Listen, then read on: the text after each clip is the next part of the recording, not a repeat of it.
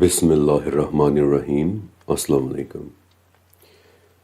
پچھلی قسط کے اندر میں نے آپ کے ساتھ ذوالقرنین کی شناخت ڈسکس کی تھی کہ کیسے پوری دنیا کے کلچرز اور مائتھولوجیز میں ہمیں ایک ایسے شخص کی داستان ملتی ہے کہ جو دو سینگوں والا ہے، منصف ہے، انصاف پسند ہے، بادلوں میں سفر کرتا ہے، آسمانوں سے اترتا ہے، تعمیرات کے فن سے واقف ہیں۔ ایک ایسا شخص کہ جو آج سے 4,500 سال پہلے حضرت ابراہیم علیہ السلام کے دور میں ہماری اس دنیا میں آیا تھا۔ کیوں؟ کیونکہ حضرت ابراہیم علیہ السلام بیت اللہ یعنی خانہ کعبہ کی تعمیر کر رہے تھے، اور اس شخص یعنی ذوالقرنین کی تعمیرات کے ساتھ ایک عجیب سی وابستگی نظر آتی ہے۔ آپ غور کریں کہ جہاں جہاں کسی اہم تعمیر کی بات ہو وہاں وہاں ذوالقرنین نظر آتے ہیں۔ مثلا حضرت ابراہیم علیہ السلام کے دور میں کہ جب کعبہ تعمیر ہو رہا تھا تب ذوالقرنین نظر آئے۔ حضرت دانیال علیہ السلام کا دور کہ جب یروشلم میں دوسرا ہیکل تعمیر ہونے کے قریب تھا تب بھی ذوالقرنین ہماری اس دنیا میں نظر آئے۔ اور پھر یاجوج اور ماجوج کی دیوار کی تعمیر کے جو ذوالقرنین نے بذات خود کی تھی، اور جو کہ انشاءاللہ میں آگے چل کر ڈسکس بھی کروں گا۔ الغرض جب بھی کسی اہم تعمیر کی بات ہوتی ہے ذوالقرنین ہماری اس دنیا کو وزٹ کرتے ضرور دکھائی دیتے ہیں۔ اب اس سے پہلے کہ ہم ذوالقرنین کے پہلے سفر کو ڈسکس کریں، میں پچھلی قسط کی کچھ اہم باتیں ایک دفعہ دہرا دینا چاہتا ہوں، کیونکہ میں نے کمنٹس میں نوٹ کیا ہے کہ ہر ویڈیو پر کچھ ویورز نئے ہوتے ہیں، فرسٹ ٹائمرز ہوتے ہیں، اس لیے انہیں اس چینل کی فیملی میں ویلکم کرنے کے علاوہ ویڈیو کا تھوڑا سا بیک گراؤنڈ دے دینا میرا اخلاقی فرض بنتا ہے، کیونکہ یہ ایک سیریز ہے، اور سیریز میں جب تک کسی ویڈیو کو کانٹیکسٹ پتہ نہ ہو تو اس ویڈیو کو سمجھ پانا تھوڑا سا مشکل ہو جاتا ہے۔ سورہ کہف میں وہ مقام کہ جہاں سے ذوالقرنین کا واقعہ شروع ہو رہا ہے، اللہ تعالیٰ فرماتے ہیں کہ ہم نے ذوالقرنین کو زمین میں اسٹیبلش کیا تھا، اسے قوت دی تھی، طاقت دی تھی۔ اب یہ آیت ہمیں بہت آسانی کے ساتھ سمجھ آ جانی چاہیے، کیونکہ پچھلی قسط میں ہم نے دیکھا تھا کہ ذوالقرنین نے ہماری دنیا کو ایک مرتبہ 4,500 سال پہلے وزٹ کیا تھا، اور ہم یہ بھی جانتے ہیں کہ انہوں نے یاجوج و ماجوج کو روکنے کے لیے لوہے کی ایک دیوار بھی بنائی تھی، اور یہ دیوار محض کسی کا راستہ روک دینا نہیں تھا، بلکہ یہ ایک انتہائی انٹیلیجنٹ ڈیزائن تھا۔ اور جو بات بہت دلچسپ ہے وہ یہ کہ جب ذوالقرنین ہماری دنیا میں آئے تب تو ابھی آئرن ایج شروع بھی نہیں ہوئی تھی، ابھی لوہے کا استعمال شروع بھی نہیں ہوا تھا، پھر بھی ذوالقرنین لوہے کے استعمال سے واقف تھے۔ کیسے؟ اِنَّ مَكَّنَّا لَهُ فِي الْأَرْضِ، ہم نے اسے زمین میں اسٹیبلش کر دیا تھا، یعنی عام الفاظ میں اسے دوسروں سے بہتر نالج دے دیا تھا۔ اسی لیے تو جب وہ ہماری دنیا میں آئے تو ان سے انسپائرڈ ہو کر مصریوں نے، اینشینٹ ایجپشنز نے اپنا ایک دیوتا آمون ڈیزائن کر لیا تھا۔ یہ لفظ آمون ہے، حامان نہیں، آمون یعنی دو سینگوں والا۔ اور شروعاتی فیرو ڈائنیسٹیز یعنی شروع کے فرعین کے دور میں آمون کی سکن ٹون نیلی یعنی بلو پینٹ کی جاتی تھی، یہ سمبلائز کرنے کے لیے کہ جس دو سینگوں والے کا نام لیا جا رہا ہے وہ نیلے آسمان سے آیا تھا۔ اور جب 18ویں صدی میں ہم نے اینشینٹ ایجپشنز کے ہائیروگلیفکس کو ٹرانسلیٹ کرنا شروع کیا تو تجربہ نہ ہونے کی وجہ سے ہم ایک بات کو مس ٹرانسلیٹ کر گئے۔ اینشینٹ ایجپشنز نے آمون کے متعلق لکھا تھا کہ دو سینگوں والا دیوتا جو بنانے والا ہے، اور آرکیالوجسٹس اسے مس ٹرانسلیٹ کر گئے اور ترجمہ یہ کر دیا کہ دو سینگوں والا دیوتا کہ جو تخلیق کرنے والا ہے، یعنی لارڈ آف کریشن، جس سے آج تک یہی سمجھا جاتا رہا تھا کہ شاید اینشینٹ ایجپشنز آمون کو ایک کریٹر گاڈ مانتے تھے۔ نہیں، بلکہ ان لوگوں نے تو بڑی سادگی کے ساتھ بتا دیا تھا کہ دو سینگوں والا دیوتا کہ جو بنانے والا ہے، یعنی تعمیر کرنے والا ہے۔ لارڈ آف کریشن نہیں بلکہ لارڈ آف کنسٹرکشن. اور یہ ترجمہ بات کے معنی کو بالکل ہی بدل کر رکھ دیتا ہے. اور انہی ذوالقرنین سے پھر قدیم مصریوں نے، اینشنٹ ایجپشنز نے تعمیر کے گر سیکھ لیے اور پھر اہرام مصر تعمیر کیے. انہیں باقی دنیا پر ایک ایج مل گیا اور پھر وہ لوگ نوبیا تک فتوحات کرتے چلے گئے. یہ تھے پچھلی قسط کے کچھ اہم پوائنٹس، اور یہاں سے شروع ہوتی ہے ہماری آج کی قسط. ذوالقرنین اللہ تعالیٰ کے ایک نیک بندے تھے جو مختلف دنیاؤں میں سفر کر رہے تھے، اور اسی سفر کے دوران وہ ہماری دنیا میں بھی آئے. اب ان کے متعلق جہاں تک انفارمیشن میں آپ کو دے سکتا تھا وہ میں نے دے دی. اب اس سے آگے کہ وہ فرشتہ تھے یا انسان، نبی تھے یا نہیں، ہمیں نہیں پتا. صحابہ میں بھی اس حوالے سے ڈویژن تھی. حضرت عمر رضی اللہ تعالیٰ عنہ ذوالقرنین کو فرشتہ سمجھتے تھے، جبکہ حضرت علی رضی اللہ تعالیٰ عنہ نہیں.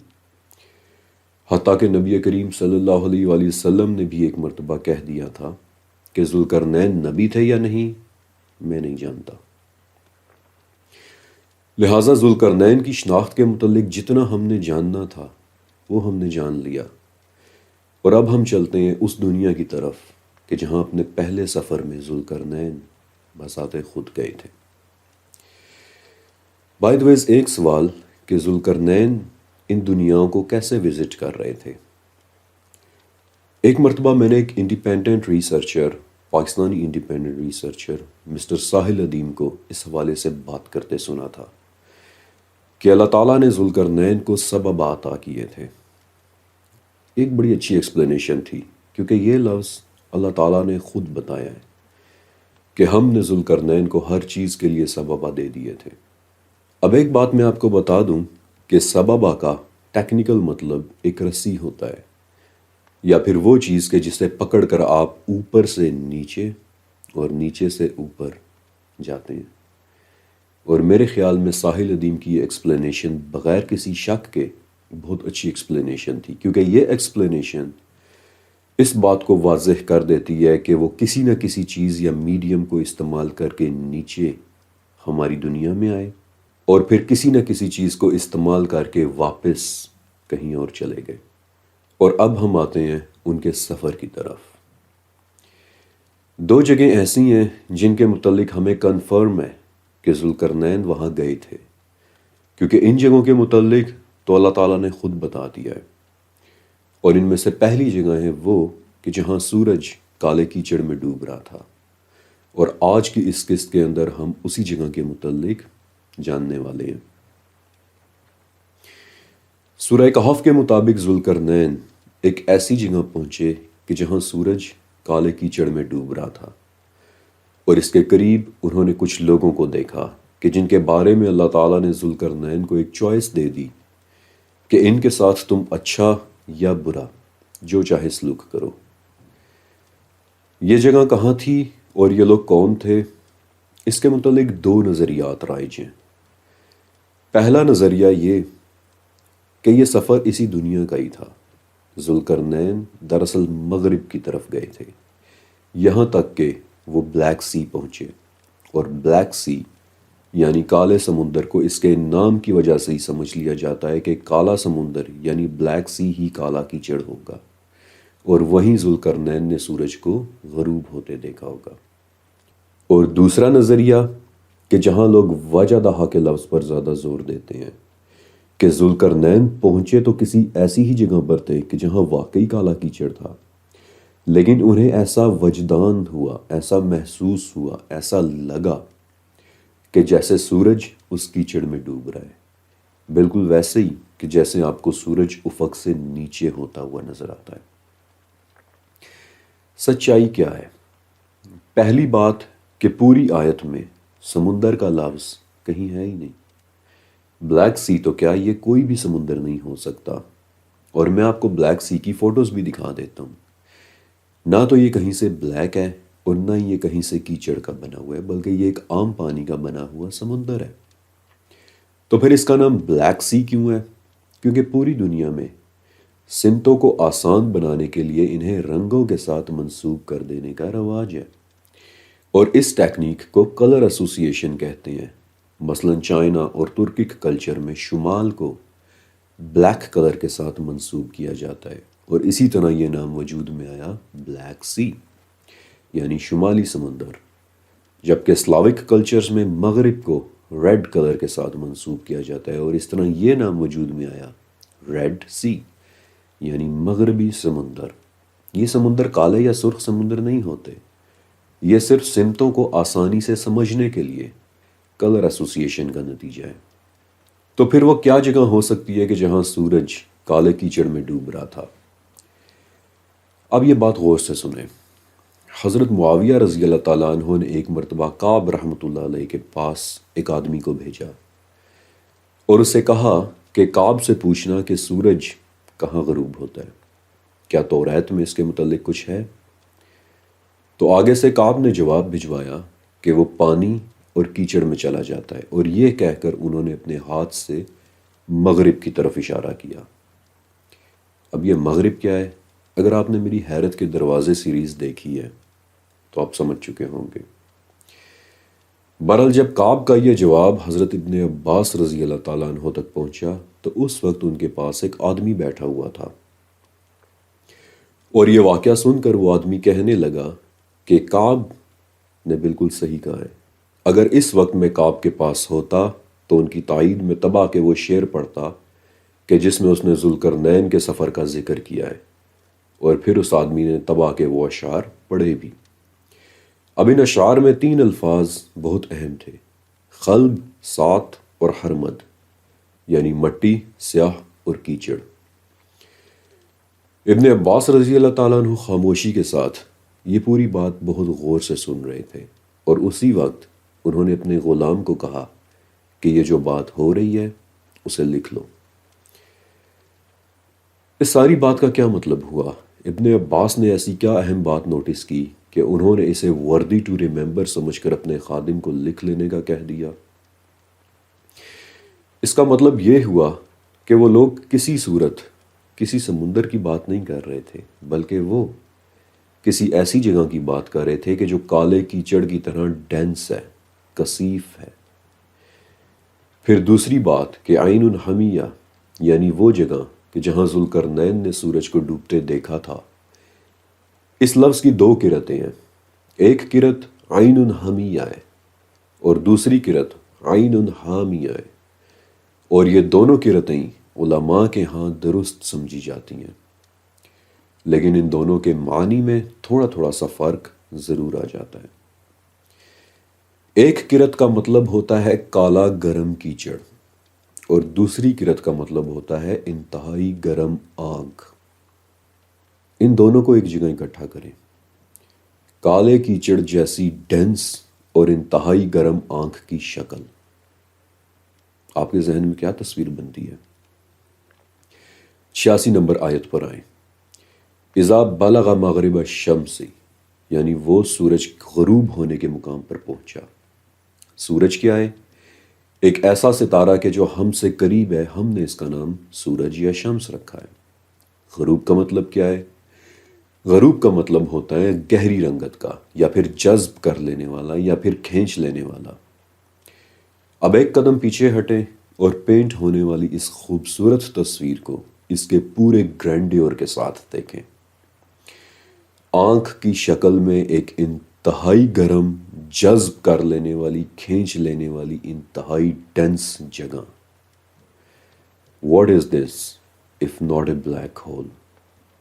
اس سے زیادہ واضح اور کیا تعریف ہوگی کہ ذوالقرنین کا پہلا سفر کسی بلیک ہول کے قریب ہوا تھا، اور وہاں انہوں نے کسی سورج کو اس بلیک ہول کے اندر گرتے دیکھا تھا، عین الحمیہ میں ڈوبتے دیکھا تھا، کسی بلیک ہول کو اپنے اندر ایک ستارہ جذب کرتے، اسے ڈیواور کرتے دیکھا تھا، اور اس دنیا کو دیکھا تھا کہ جو اس بلیک ہول کے قریب آباد تھی۔ اور اس دنیا کے متعلق بھی میں آپ کو بتاتا ہوں۔ حضرت ابن عباس رضی اللہ تعالیٰ عنہ اور کعب رحمۃ اللہ علیہ کی ڈسکشن ہو رہی تھی، تو ابن عباس نے کہا کہ کعب، جس جگہ سورج ڈوبتا ہے وہاں ایک بہت وسیع آبادی ہے جس کے شہر کے 12,000 دروازے تھے، اگر اس شہر کا اپنا شور نہ ہوتا تو وہ لوگ اس سورج کے ڈوبنے کی آواز تک سن لیتے، اور یہ وہ قوم تھی کہ جسے ذوالقرنین نے دیکھا تھا۔ اس سے بڑھ کر اور کیا ثبوت ہو سکتا ہے کہ ذوالقرنین کا پہلا سفر اور کہیں نہیں تھا سوائے ایک بلیک ہول کے۔ اور اگر آپ یہ سوچ رہے ہیں کہ اگر یہ کوئی بلیک ہول تھا تو پھر اللہ تعالیٰ نے صاف صاف اس کا نام لے کر کیوں نہیں بتا دیا؟ تو ذرا سوچیں کہ بلیک ہول کو پہلی مرتبہ بلیک ہول کہا ہی آج سے 50 سال پہلے گیا تھا۔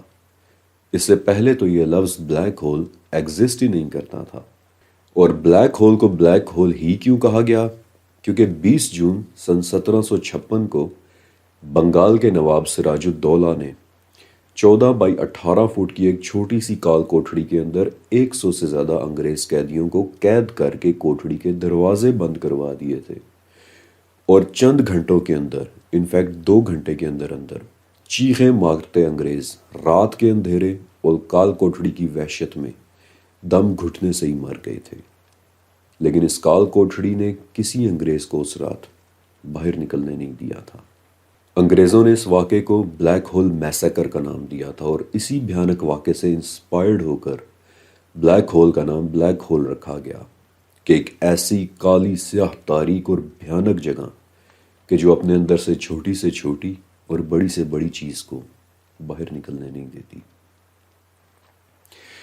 لیکن سچ کہوں تو 86 نمبر آیت میں اللہ تعالیٰ نے جو لفظ بتا دیا ہے وہ سوائے بلیک ہول کے اور ہو بھی کیا سکتا تھا؟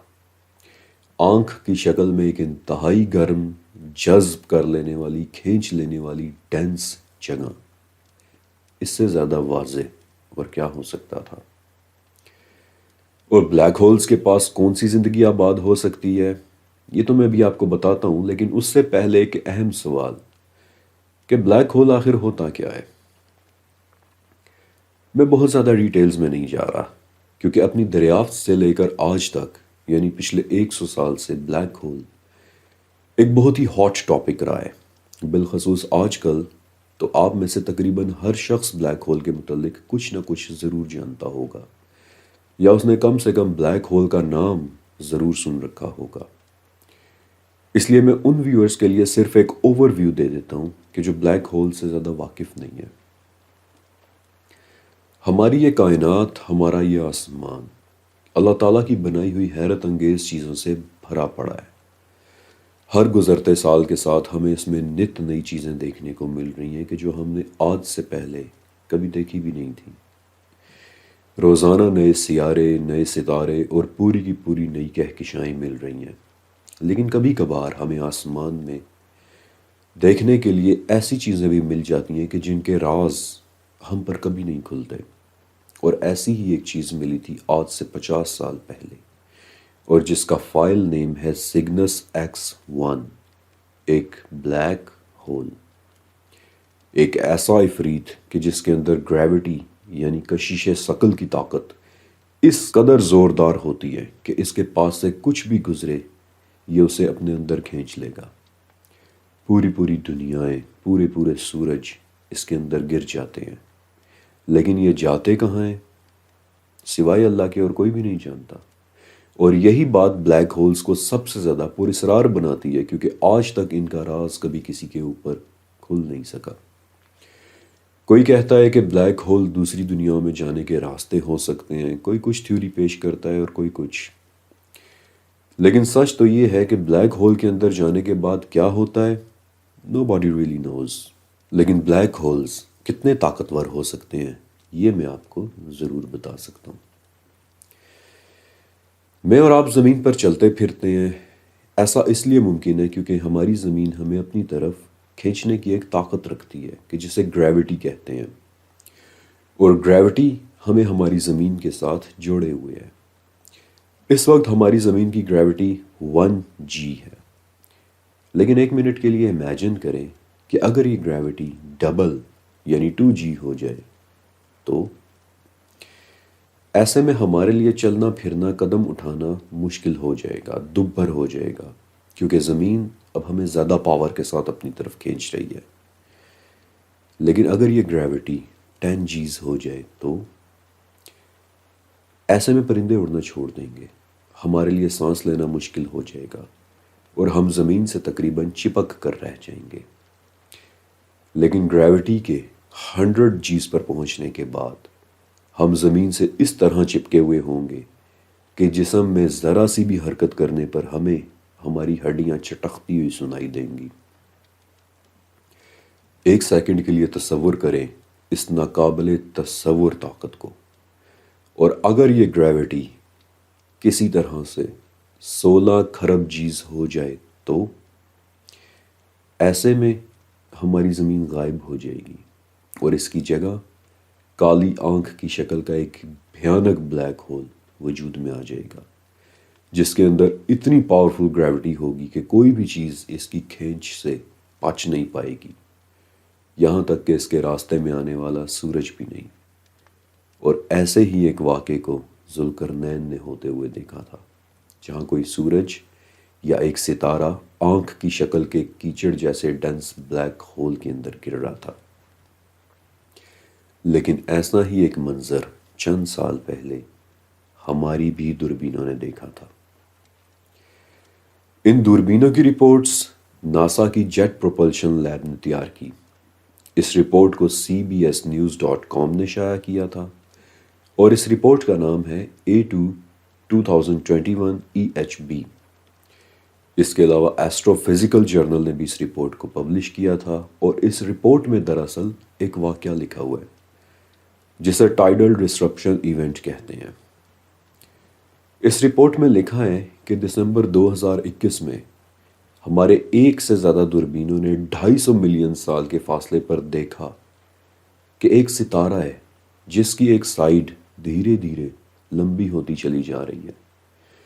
وہ ستارہ ایک بلیک ہول میں گر رہا ہے، اور یہ سب کچھ چند لمحوں میں نہیں ہوا، بلکہ بلیک ہول اس ستارے یا اس سورج کو دھیرے دھیرے کھا رہا تھا، ڈیواور کر رہا تھا، یہاں تک کہ 5.5 مہینے لگے کہ پورے کا پورا سورج آنکھ جیسی شکل کے کیچڑ جیسے ڈینس بلیک ہول میں گر کر ہمیشہ ہمیشہ کے لیے غائب ہو چکا تھا۔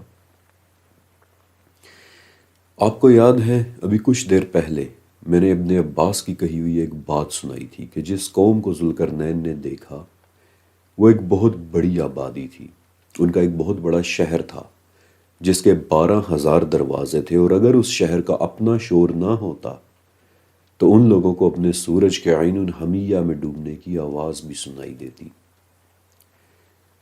اگر یہ بات آپ ایک ریسرچر کی نظر سے دیکھیں تو آپ کے ذہن میں ایک سوال آنا چاہیے کہ آواز ان تک کیسے پہنچ جاتی، کیونکہ سورج اور ان کے درمیان تو یقیناً بہت بڑا فاصلہ ہوگا، ان کے درمیان خلا ہوگی اور خلا میں سے آواز ٹریول نہیں کرتی، تو وہ لوگ کیسے اپنے سورج کی آواز کو سن سکتے تھے؟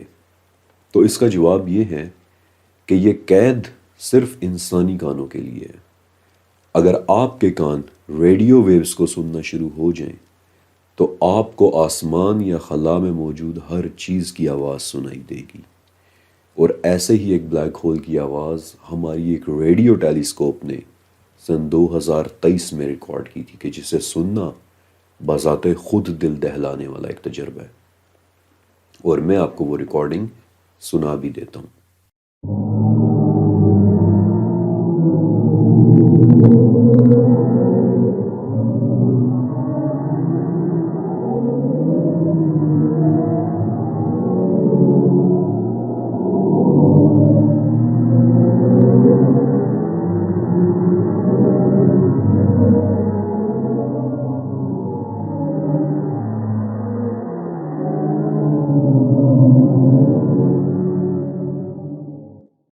بلیک ہولز کے متعلق میں نے آپ کو بہت زیادہ انفارمیشن دے دی، اور میں امید کرتا ہوں کہ آپ سمجھ چکے ہوں گے کہ ایک سورج یا ایک ستارہ کسی آنکھ جیسی شیپ کے انتہائی گرم اور انتہائی ڈینس جگہ میں کیسے ڈوبتا ہے۔ لیکن اصل سوال تو بھی ہم نے ڈسکس ہی نہیں کیا، یعنی عین الحمیہ کے قریب آباد وہ لوگ اور وہ دنیا کہ جسے ذوالقرنین نے دیکھا تھا۔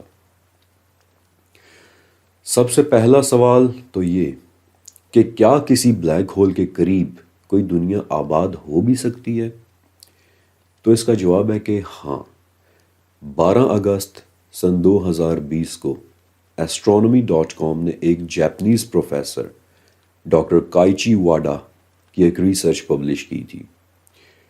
ڈاکٹر کائچی کاگوشیما یونیورسٹی میں ایسٹرو فزکس کے پروفیسر ہیں، اور انہوں اور ان کی ٹیم نے یہ دریافت کیا تھا کہ بلیک ہولز کے گرد بالکل ہماری طرح کی دنیایں ایگزسٹ کر سکتی ہیں۔ فرق صرف اتنا ہے کہ ہماری دنیا ہمارے سورج سے صرف 15 کروڑ کلومیٹر دور ہے، جبکہ ایک بلیک ہول کے قریب آباد دنیا اس سے کم 100 کھرب کلومیٹر دور ہوگی، کیونکہ اگر وہ دنیا اس سے زیادہ قریب ہو گئی تو بلیک ہول اسے فوراً اپنے اندر کھینچ لے گا۔ وہ دنیایں دیکھنے میں کیسی ہوں گی، ان پر رہنے والی زندگی کیسی ہو سکتی ہے، یہ سب کچھ میں نے حیرت کے دروازے سیریز میں بتایا تھا، اور دوبارہ سے وہ سب یہاں بتانا اس ویڈیو کو بہت بہت طویل کر دے گا۔ بہرحال اس دنیا پر وہ لوگ رہ رہے تھے کہ جن کے متعلق اللہ تعالیٰ نے ذوالقرنین کو ایک چوائس دی کہ چاہے تو آپ انہیں سزا دیں یا چاہیں تو آپ ان سے اچھا سلوک کریں۔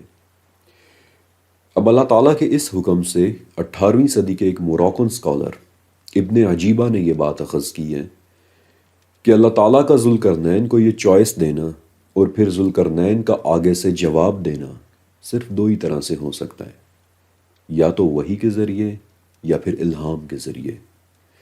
اور اگر تو یہ وحی تھی تو اس سے ہمیں یہ پتہ چل جاتا ہے کہ ذوالقرنین ایک نبی بھی ہو سکتے ہیں۔